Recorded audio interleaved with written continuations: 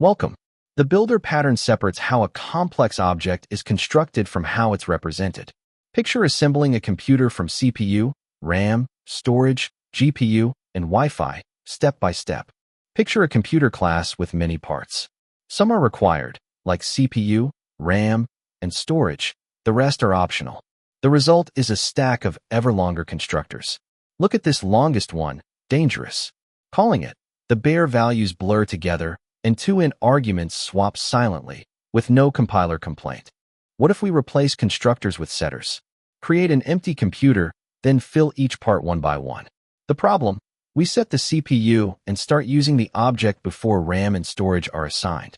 It's mutable and half-built, briefly sitting in an incomplete, inconsistent state. Here's the solution, a builder class nested inside computer. The required parts are passed once when the builder is created. Each optional part gets a method that returns the builder, so calls chain, filling one field at a time. Once every part is in place, call build. It validates that all required components exist, then returns a complete, immutable computer. The finished machine appears only after build runs. Look at the diagram. The product is our computer, holding final fields. The builder mirrors those fields, offers chaining methods, and calls build to assemble the computer. A dashed arrow marks this construction. The director is optional.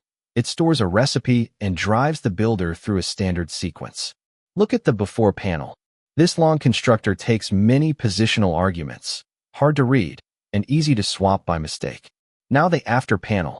The same computer is built with a fluent chain. Start with the required parts, then with GPU, with Wi-Fi, and build. Every step is clearly named, and the result is immutable. The builder pattern assembles complex objects step by step. No telescoping constructors, no half-built objects. Optional parts are named, validation lives in build, and the product stays immutable. The flow, director, builder, product.